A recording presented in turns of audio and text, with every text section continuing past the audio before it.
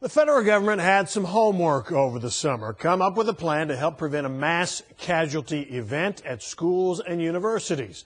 The emergency planning report focuses less on locks, guns, and guards, and more on responding to an active or live shooter situation, as in Newtown or Columbine.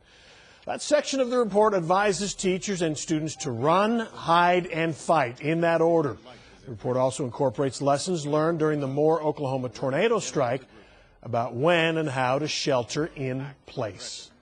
And Steve, I tell you what, this is the new guidelines. It's almost 100 pages, and fight, that word comes up in here a lot. Let me introduce our guest tonight. This is Greg Crane. He's a former North Texas police officer and SWAT team leader. Greg now trains others on how to respond to violent intruder situations. Thanks for being here tonight. Thanks for having me, Heather. First day of school for a lot of kids. I know parents and kids are talking about this, educators as well.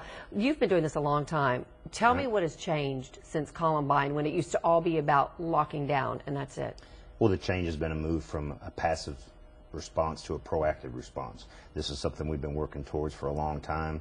You know, it really was great to see that document come out this summer, because we just, you know, really for too long we've been teaching people how to be passive victims.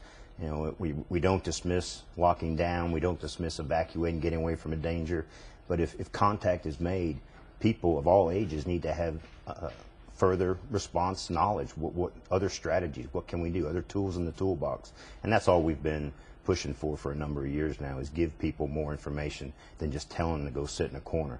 And that was the impetus behind this program that we put together after Columbine. Let's stop telling people what they have to do in an emergency situation. Instead, let's tell them what they can do. So what can they do? What does that mean? Well, in our way of thinking, it's primarily get away from the danger, which is very much against the whole lockdown philosophy. That's the run part of it. That's the run part of it. Get away if you can.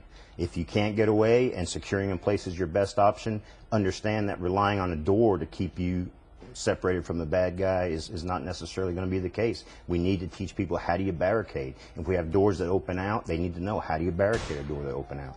And if contact is made and I'm looking at someone who's determined to hurt me very badly, I need to know something else. Something else more than just sitting in a corner. So tell me, what is that something else? I mean, your kids are an educator in a classroom. You're not armed. You've got school books. We teach people in the ALICE acronym. The C is counter strategies. We don't teach fighting, because I'm not going to be able to teach someone in a very short training session good fighting tactics, takedown tactics, gun takeaways, that kind of stuff. But we teach counter strategies. How do you interfere with someone's ability to shoot at you accurately? Because that's what kills people in these events. Accurate shooting. And for too long we've been teaching people how to be passive and static, when in reality that actually enhances the bad guy's ability to shoot at them accurately. Okay, so I need to tell you what's happening to me right now, because you're so calm, and the more I hear you say when contact is made and this shoot, my heart is starting to race. I mean, it truly is, thinking about... Well, as a mother, right now you're seeing your kids sitting in a classroom, wondering what's going to happen to them. But you know, we've had these conversations with young people for years in the Stranger Danger program, for a different type of very violent situation, and we can have these discussions in age-appropriate forms, and give the information that is age-appropriate. We don't teach all things to all people. It's always going to be based on competency, knowledge, and ability. But we can give them more information. You know, just like at Sandy Hook, the little 6-year-olds who ran out of that classroom as their teacher was being shot at. You know, why did that group of 6-year-olds run? In another classroom, they all stayed right there. So do I need to tell my children something before they go off to school, or do I leave it in the educator's hands, since I'm essentially asking them to take care of my kids?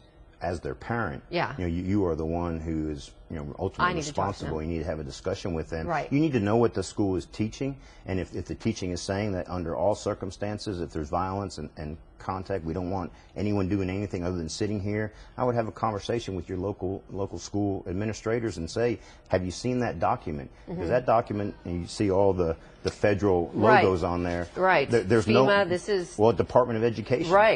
So there's no longer... You know, the DOE now has made a statement. Look, there is not a one-size-fits-all plan. People need to have knowledge, people need to have options, and ultimately be empowered to make a decision for themselves in the moment. What do I need to do? So you mentioned ALICE. I want folks to know what that is, because that's your company. That's the acronym for... Alert, Lockdown, Inform, Counter, and Evacuate. Again, our feelings 10, 12 years ago now was that the procedures need to be options-based, not mandated. Right. And so we tried to build a comprehensive plan that gave people all of their options and empowered them to make a decision. You know, I hate that we have to have the discussion, but we do, and as parents, you're right, we've got to talk to our kids, find out what the schools are doing, and then, you know, jointly help our kids keep safe. God forbid anything happen. Greg Crane, thanks for all you do. Heather, for I really having us. appreciate it. Appreciate Thanks it. for coming in. Thanks for having This is me. great stuff. Thank you.